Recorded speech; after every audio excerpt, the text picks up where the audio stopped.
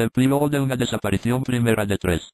Los clásicos no establecieron ningún principio que prohibiera matar, fueron los más compasivos de todos los hombres, pero veían ante sí enemigos de la humanidad que no era posible vencer mediante el convencimiento. Todo el afán de los clásicos estuvo dirigido a la creación de circunstancias en las que el matar ya no sea provechoso para nadie. Lucharon contra la violencia que abusa y contra la violencia que impide el movimiento. No vacilaron en oponer violencia a la violencia. Bertolt Brecht: en México vivimos inmersos en un clima de creciente violencia destructiva que las mafias del gobierno permiten y fomentan, porque solo así pueden ocultar la sistemática represión, tratar de controlar el descontento social e impedir, por el momento, que se generalice la lucha popular. Las formas de la violencia son cada vez más crueles y abominables. El conflicto no solo ha dejado decenas de miles de personas muertas, sino terror e incertidumbre entre los vivos. La distancia entre el discurso de gobierno y las prácticas corruptas que lo caracterizan son una clara muestra de que los más altos funcionarios y las instituciones del Estado mexicano están coludidos con el crimen contra quien dicen estar luchando. Esta contradicción inicial desata una cadena ininterrumpida de mentiras difundidas ampliamente por los medios de comunicación con los que están coludidos. Esta difusión forma parte de la violencia cultural que promueve, legitima y justifica la violencia directa que el gobierno sostiene, así como de la violencia del hambre, del desempleo, de la migración, de la delincuencia infantil y juvenil, de la trata de blancas. En fin, de esa violencia silenciosa que obliga a gritar, ya basta. Vemos día a día la impunidad militar, los levantones policiales para entregar víctimas al narco y la convivencia evidente entre el presidente de la República, gobernadores, senadores, diputados, jueces, generales y jefes policíacos con los grandes capos. Incluso, es posible afirmar que la alta burocracia y los sectores reaccionarios de la clase política son quienes forman parte de las mafias más criminales en nuestro país. La guerra que el gobierno dice sostener en aras de la paz, no combate la raíz del problema ni a los verdaderos delincuentes, los de cuello blanco, que con base en fobaproas, rescates empresariales, privatizaciones, concesiones de carreteras, contratos secretos del petróleo, de fibra óptica y otros recursos naturales, se enriquecen y adquieren la facultad de poner y quitar gobiernos.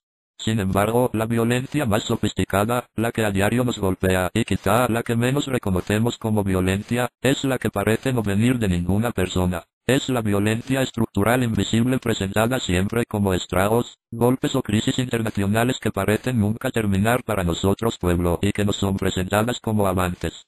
El duopolio televisivo y los gobernantes quieren que creamos en los avances y en la modernidad mientras hay más despidos, menos oportunidades de encontrar empleos productivos y un salario que cada día vale menos. Esa modernidad no es con la que soñamos ni la que queremos heredar a nuestros hijos. La pobreza, para muchos la miseria, es una constante amenaza de muerte y es mucho más poderosa que todos los grupos de sicarios juntos. La vida es reducida a su condición de supervivencia sin ninguna posibilidad de un desarrollo auténticamente humano. Estas condiciones acercan a millones de personas más a la muerte que a la vida y frente a este peligro, del que ellos, los grupos privilegiados, se benefician funcionalizando la pobreza al máximo, no se encontrarán soluciones concretas a menos que lo hagamos nosotros. Así, la violencia visible directa, la invisible estructural, de la que parece no haber ningún responsable, y la cultural, son promovidas y sustentadas por los gobiernos. Estos, no son la representación política de todos los mexicanos, sino quienes velan por los intereses de una restringida porción de la población, que privilegian especialmente a un restringido número de familias que encabezan el control del poder, la clase privilegiada, que se hace carne y hueso en un entramado altamente sofisticado y eficiente de grupos y personajes clave, que con una planeación meticulosa y una larga carrera, se siguen colocando en posiciones estratégicas para continuar beneficiándose a costa de todo un país. El gobierno es mafioso porque protege los intereses de los grandes ricos, de los dueños de todo, de los que saquean nuestros recursos naturales y trafican con todo desde personas hasta armas, drogas e influencias. Es un gobierno que sirve a las mafias aliadas al capital transnacional, también mafioso. Desde allí operan por dentro y por fuera de la ley grandes intereses económicos y políticos, en un entramado múltiple de lazos familiares, de compadrazgo, de arreglos de conveniencia, secretos, pactos, complicidades, bendecidos por la cúpula del poder de la Iglesia Católica y una certeza que los identifica. Pertenecer a un grupo definido al que son leales, conscientes de ser ellos quienes tienen el poder y la riqueza repartida entre sus manos.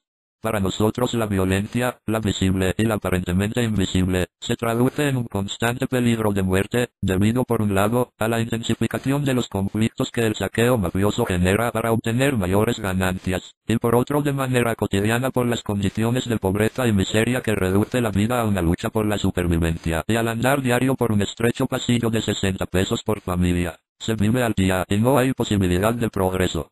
Vivimos en amenaza de muerte al tener acceso restringido a la alimentación, a la salud, a los servicios, a los derechos y a conocer la justicia. Como así son las cosas, nos toca perder y como nos habíamos resignado, dejamos de sentir la violencia de no poder vivir bien. En ese sentido también nosotros volvimos normal la violencia. Violento no es solo lo que muestran los muertos, violento es también lo que ocultamos los vivos. La sociedad mexicana, como podemos ver, está dividida en dos. Ellos y nosotros, ellos ricos y nosotros pobres, cuyos mundos y realidades son totalmente opuestos pero existen y se desarrollan al mismo tiempo. Es la historia que ellos difunden como la evolución de un solo proyecto al que discursivamente pertenecemos por igual y al mismo nivel todos los mexicanos. Ellos aplauden los discursos del gobierno en los que se alude al avance y bienestar en México, pues los confirman en su nivel de vida que constantemente mejora, mejor alimentación, vestido, educación, salud, bienes muebles e inmuebles, lujos, vacaciones y descanso, etc. Solo en su cerrado círculo el progreso es realidad.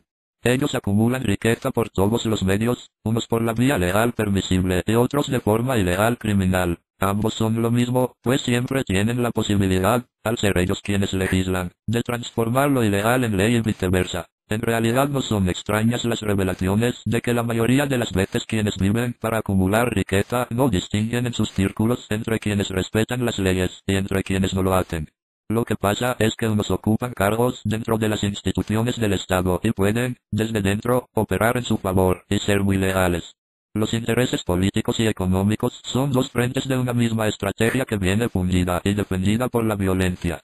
El gobierno mexicano se sostiene con el uso legal e ilegal de la violencia directa e indirecta, estructural y cultural, que lo construyen como salvaguarda de una suerte de demonio engendrada por sí mismo.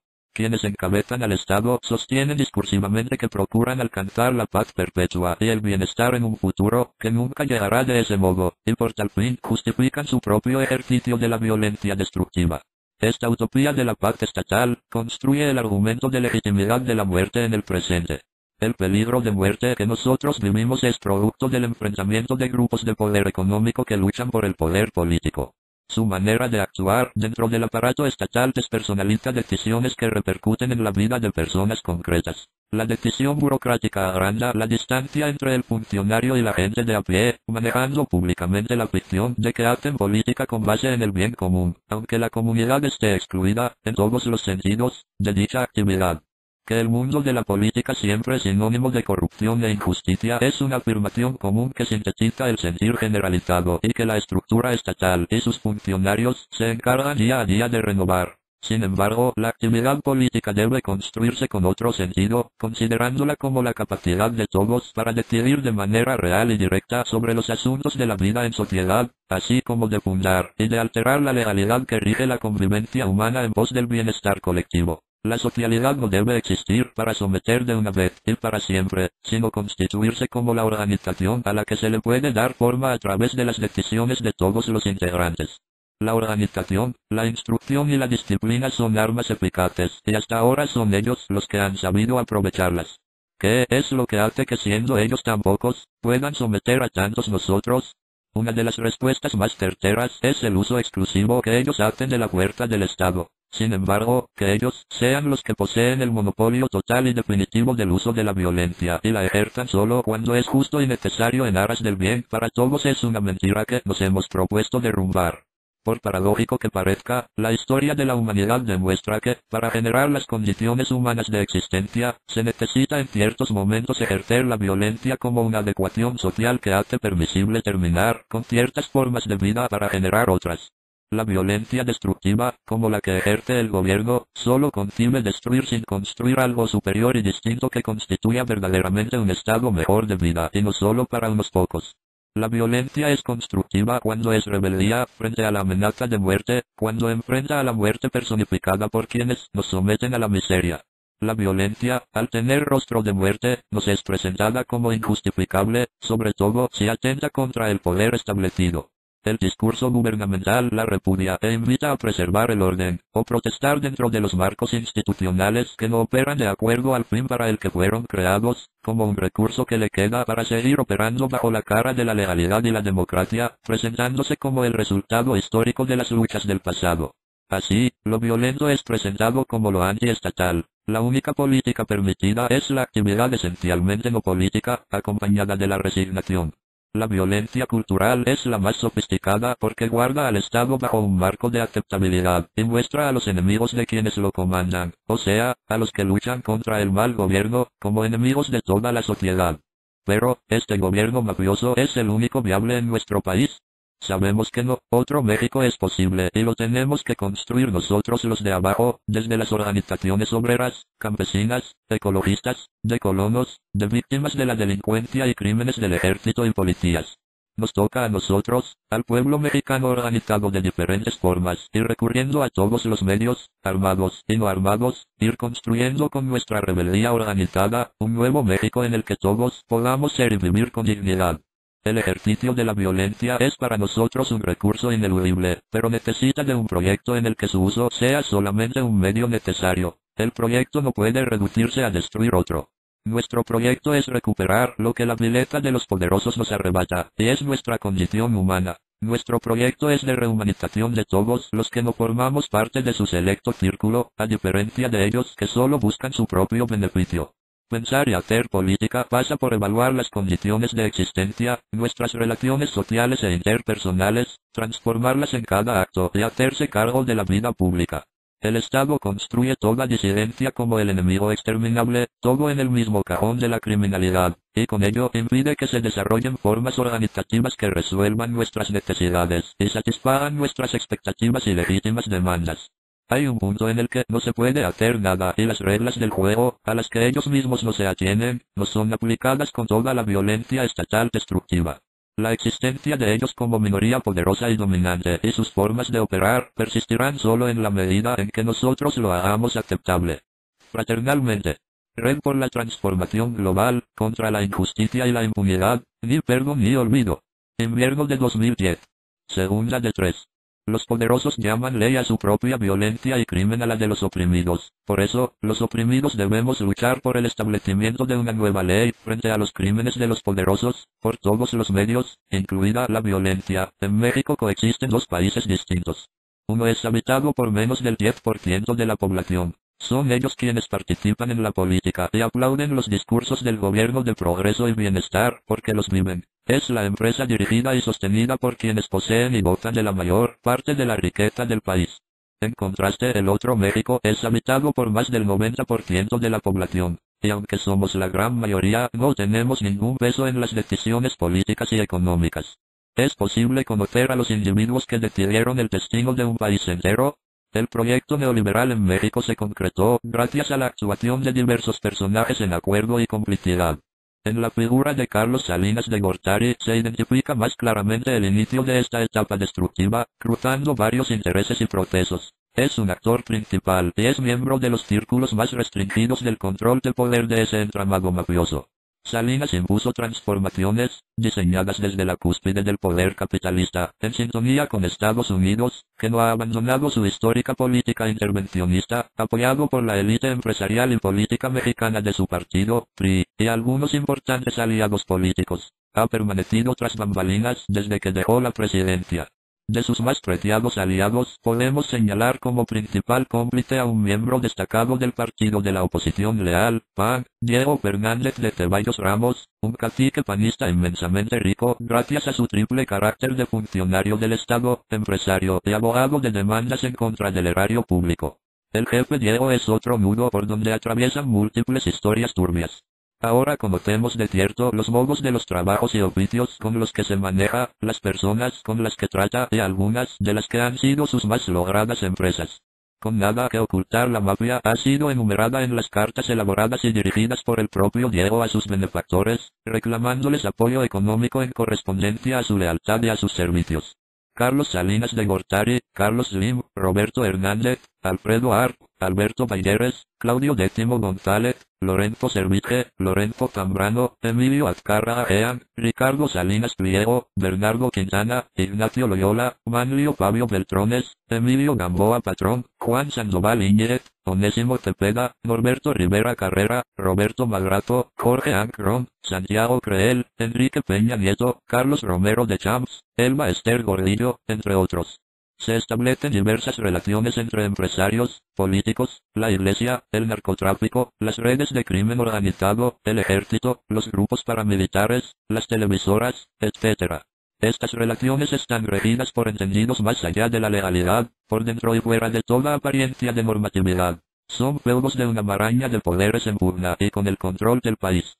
Diego Fernández de Ceballos acumula una larga pero poco honrosa carrera de impunidad y enriquecimiento. Por ejemplo, como amigo y abogado del millonario Alberto Balleres, presidente del Grupo Val y dueño del Palacio de Hierro y Seguros GNP, defendió a la empresa Medmex Peñoles contra las madres de más de 11,000 niños envenenados por la contaminación ocasionada por la fundidora en Torreón, Coahuila. Ni las movilizaciones ni demandas penales de los afectados tuvieron éxito, pues la poderosa empresa estaba jurídicamente blindada contra las demandas populares, gracias a las artes litigantes de su abogado a quien la justicia es lo que menos importa. Uno de los principales logros de la historia de México fue haber logrado la separación de la Iglesia Católica y el Estado. Debe añadirse a los libros de texto que esa lucha culminó con una amable reconciliación cuyo mediador fue el mismo Diego Fernández de Ceballos en complicidad con los más altos mandos de la Iglesia y Carlos Salinas de Gortari. Ellos modificaron en 1992 los artículos constitucionales 3, 5, 24, 27 y 130 y en julio del mismo año se promulgó la Ley de Asociaciones Religiosas y de Culto Público, así como el restablecimiento de las relaciones diplomáticas entre el Estado mexicano y la Santa Sede, representando el inicio de una inédita etapa en la historia contemporánea de México, cuyas consecuencias políticas y sociales empiezan a perfilarse. Iglesia como aparato aliado de las élites y parte fundamental de estas a través de la historia, además de fungir como vínculo con los pobres. Es más bien un supraestado, férreamente centralizado, feudal, totalitario y ultraconservador. A través del jefe Diego y Carlos Castillo Peralta del PAN, se selló un nuevo pacto entre la Iglesia y el Estado, dotándolas de permiso para acumular bienes materiales heredables, además de la facultad de intervenir en la educación. Para hacer oficial el reconocimiento, las iglesias debieron solicitar su registro ante la Secretaría de Gobernación. No resulta sorpresivo que el primer registro, el oficio 001, sea de la Iglesia Apostólica Romana, cuya copia enmarcada con una agradecida dedicatoria para Diego Fernández de Ceballos. Con gratitud y cariño. G. Prigione, cuelga en el despacho de Diego Fernández de Ceballos. Esta ley sustituye a la de 1926, cuando Calles selló la separación Iglesia-Estado iniciada por Benito Juárez. Ahora sabemos que la revelada relación entre los gobiernos mexicanos y el narcotráfico ha sido una constante. Lo que en un inicio fue un jugoso negocio controlado con acuerdos y cuotas pactadas, se ha convertido en un mercado en disputa donde el gobierno no ha dejado de favorecer al ala que lo ha nutrido. Desde finales de los 80, la diferencia entre el narco y el Estado comenzó a desdibujarse y no se sabía quién era quién. Raúl Salinas bajo el consentimiento de su hermano Carlos, Mario Arturo Acosta Chaparro, Francisco Quiroz Hermosillo, Nazar Haro, Juan Sandoval Íñiguez, Rubén Figueroa, padre e hijo, Diógoro Carrasco, Ulises Ruiz, Mario Marín, Jorge Tello Peón, Genaro García Luna, por mencionar a algunos de sus principales actores, han sido contacto y beneficiarios, y no podía faltar Diego Fernández de Ceballos. Su relación con la muerte del Señor de los Cielos, desmentida por García Calderón y haber recibido algunos millones de dólares procedentes del narco, parecen asuntos menores en comparación con la estrecha relación del gobierno y el desarrollo y consolidación del narcotráfico en México. México vive el contexto más violento desde la Revolución Mexicana, como consecuencia del proyecto Irán-Contra, impulsado por el gobierno de los Estados Unidos desde la década de los 80, por medio del cual permitió el tráfico de drogas de Latinoamérica a la Unión Americana, pactando con personajes de la talla de Pablo Escobar, Caro Quintero y el propio Señor de los Cielos, a cambio de recursos para combatir los movimientos insurgentes en Centroamérica. El gobierno de Estados Unidos fomentó la actividad del narco, sin importar las implicaciones que esta actividad tenía en los lugares donde se promovía, sobre todo Colombia y México, a cambio de exterminar a la disidencia política. La herencia que nos queda del Irán contra es el inmenso poder económico y de combate que acumularon los carteles del narcotráfico en nuestros países. México fue cómplice de dicho plan, y ahora todos nosotros pagamos las consecuencias del crecimiento del narcotráfico a niveles que ni el Estado puede controlar, además de la falsa guerra emprendida, pues es absurdo luchar contra quien uno mismo ha creado. A través de esta compleja y poderosa mafia, Diego Fernández de Ceballos fue pieza central para concretar el cambio de México a un Estado mínimo, sin responsabilidades sociales y de economía abierta, privatización y apertura comercial a capitales transnacionales, además de diversos cambios de legislación que implicaron quiebres históricos para México. Desde la legitimación del fraude realizado contra Cuauhtémoc Cárdenas, la venta de las empresas paraestatales, la privatización de la banca mexicana, la firma del Tratado de Libre Comercio con América del Norte, hasta el reconocimiento jurídico de la Iglesia Católica, dando vuelta atrás a más de 100 años de lucha por la separación de la Iglesia y el Estado, y la reforma al artículo 27 de la Constitución, considerado como el máximo triunfo de la Revolución de 1910, aniquilando no una forma de producción económica, los ejidos, sino la base de la identidad de muchas culturas. Conocemos a los responsables directos de la actual realidad mexicana. Estas personas, fieles a una lógica que niega de facto el derecho a la vida digna de la mayor parte de la población mexicana, han prostituido los bienes y recursos de la nación, se han servido de ella, la han disfrazado, mutilado y traicionaron su historia. A cambio, se hincharon de poder político y económico. Es alta traición llevar adelante todas estas operaciones, e igualmente grave legalizar su operación, garantizando su impunidad al armarse una propia justicia. Ni siquiera en su lógica son inocentes. Han tenido la osadía de abanderar y operar un proyecto antipatriótico que renuncia a honrar la memoria histórica y que confina a la gente a la miseria como forma general de la existencia. El país se desmorona ante sus ojos atónitos que no dan crédito a lo que ven. Se deshace por causa suya sin que discursos y fanfarrias mediáticas puedan convencernos de que vamos con rumbo cierto a la solución de los múltiples problemas que históricamente persisten en el país. La nación se desangra a borbollones y no desean admitir que ellos, y solamente ellos, han saciado su hambre de riqueza desmedida y poder político inconmensurable a costa de una patria exangüe y anémica. Más de 30,000 muertos, sin contar a aquellos que deambulan en el anonimato. Más de 200,000 encarcelados por haber encontrado como opción de vida la delincuencia. Casi 8 millones de jóvenes desocupados que bien podrían alimentar los grupos delincuenciales, de esquiroles o la drogodependencia. La pérdida progresiva de visión de futuro y de perspectiva para los jóvenes que miran como opción de vida el enriquecimiento rápido a través de su inserción dentro del mágico mundo de la cultura de las televisoras o dentro de las huestes del narcotráfico. La extinción de fuerzas de trabajo para defender los intereses de ellos, a través de la privatización de empresas y recursos del país. La pauperización de condiciones de trabajo y de salarios para mantener fuentes de empleo. La militarización del país, la criminalización de la disidencia política, la paramilitarización de las policías, la extinción de los derechos humanos bajo argucias legales y extralegales, entre estas la impunidad de los militares bajo el concepto de fuero militar, el incumplimiento de las garantías individuales plasmadas en la Constitución para dar paso a la inconstitucional figura del arraigo. Este es un fragmento del México que han dejado como salvo para nosotros una larga dictadura, la pseudo-transición y las complicidades partidistas. Si recortamos nuestra descripción a los últimos 25 años, qué curioso, encontramos a los mismos delincuentes que habíamos denunciado antes y entre ellos a Diego Fernández de Ceballos. Estos delincuentes de cuello blanco han saqueado a la patria, han organizado sus grupos y acciones para poder gozar del poder y enriquecerse de manera prepotente bajo el manto de su protección. Han aprovechado sus estancias en los órganos estatales y se han servido de ello para obtener ilegal e ilegítimamente beneficios económicos, políticos e ideológicos para ser ellos, y solamente ellos los únicos y eternos beneficiarios. Aseguran el nombramiento de secretarios de Estado, de Seguridad Pública, procuradores generales de la República, gobernadores y presidentes municipales de algunas entidades, senadores, diputados, asambleístas y diversos cargos de elección popular para posicionarse política y económicamente. Negocian y pactan reconocimientos y prebendas para asegurar su lugar en el poder político y económico. Defienden fraudes políticos, económicos y jurídicos y los apoyan económica, ideológica y políticamente, sin menospreciar las jurídicas y judiciales. Hasta parece un retrato hablado.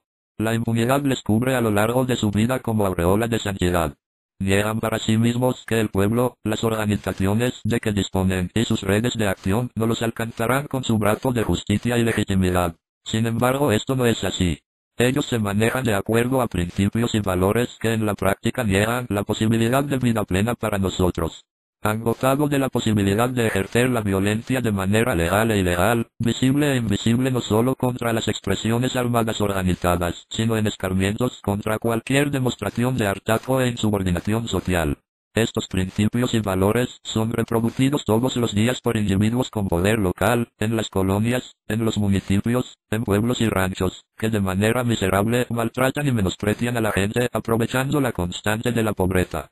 La transformación de todo esto pasa por erradicar estas conductas que encuentran en el provecho del ejercicio impune del poder económico, político, religioso, etc. su hábitat para garantizar sus privilegios a costa de los demás. No se les están imputando responsabilidades abstractas, sino crímenes concretos. Hay actos solapados y manejos que aun dentro de su propio Estado de Derecho son injustificables. El crimen es su práctica y el cinismo su estampa. Nosotros, construyendo poder popular, nuevas formas de justicia y sanciones podremos mostrar que nadie, ni siquiera ellos permanecerán impunes. Fraternalmente.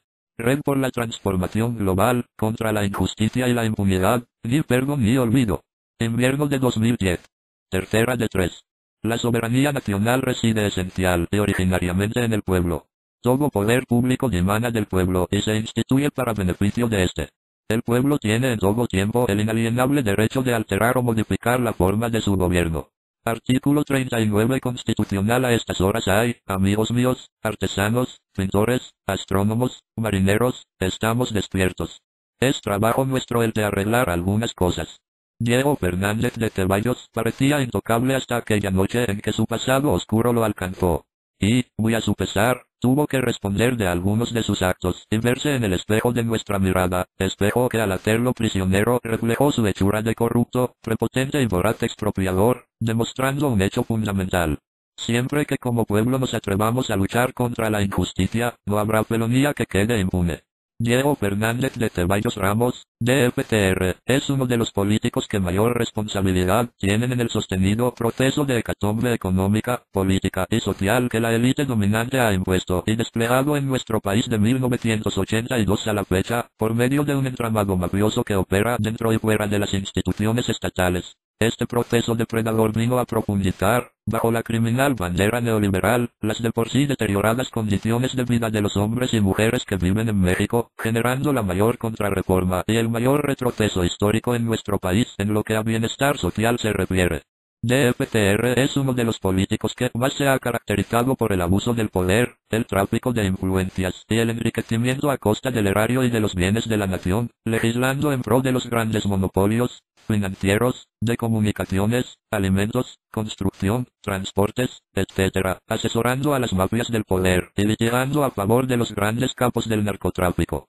Es uno de los principales cómplices y operadores del fraudulento proceso electoral que se ha perpetrado sistemáticamente en nuestro país, desde el ocultamiento del fraude que impuso en 1988 a Carlos Salinas de Gortari en la presidencia mediante la quema de boletas electorales hasta la organización del fraude que en 2006 impuso a Felipe Calderón Hinojosa.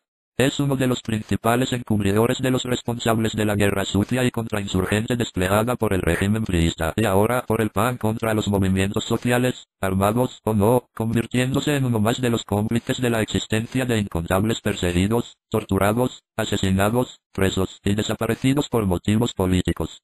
Es un responsable directo de la inserción subordinada de México al bloque de países capitaneados en nuestro continente por el imperialismo estadounidense y, en consecuencia, del desmantelamiento industrial, la ruina del campo, la masiva migración, de la pauperización de la vida en general y el saqueo de nuestros recursos. En breve, Diego Fernández de Ceballos Ramos es un operador de la oligarquía neoliberal y de la ultraderecha fundamentalista, un traficante de influencias, un mercenario de los juzgados, un legislador a sueldo, un rentista de la crisis y un defensor de los grandes capos de la droga. Por ello, su aprehensión fue una actividad pensada y realizada como un acto de desagravio. Tomarlo prisionero, exhibirlo y obligarlo a devolver una milésima de lo robado constituyó además un golpe político a la plutocracia y a sus instituciones. Una demostración de la voluntad de lucha y de la capacidad operativa de los descalzonados, como él nos denomina. Una demostración de que nadie, por poderoso que sea, puede ser intocable. Una demostración de que con unidad de acción se puede doblegar la voluntad del enemigo y combatir la impunidad. Pocas veces se había percibido el miedo, la confusión y el enojo que una imagen puede generar en la poderosa élite gobernante, como lo hizo la primera foto del jefe Diego cautivo que empezó a circular en Internet, y que los medios de comunicación se vieron obligados a difundir. En ella se le pudo observar no con la prepotencia ni el cinismo de los que ha hecho gala el trasnochado encomendero a lo largo de su vida personal y política, sino en la total indefensión, casi parecida a la que vivimos y a la que hemos sido sometidos la mayoría de mexicanos, solo que con una notable diferencia. A Diego le fue respetada su integridad física sin el desprecio que por la vida humana demuestra el poder con nosotros.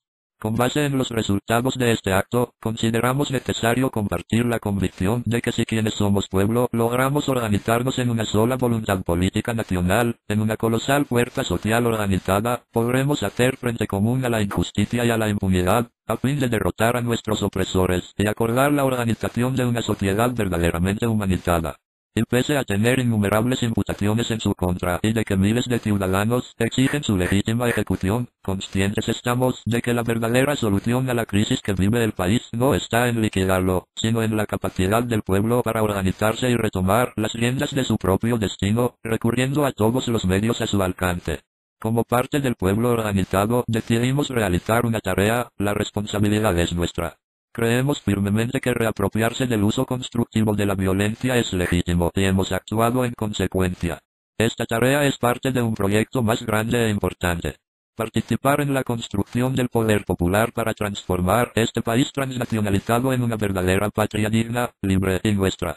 No es mucho soñar con que las riquezas de México sean para la mayoría de los mexicanos. Es ambicioso soñar con un país productivo que pueda dar trabajo y remuneración digna a sus hijos.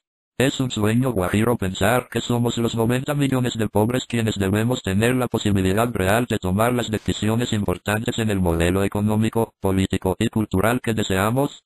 ¿Es mucho pedir un México para todos los mexicanos? Fraternalmente. Red por la transformación global, contra la injusticia y la impunidad, ni perdón ni olvido. Invierno de 2010.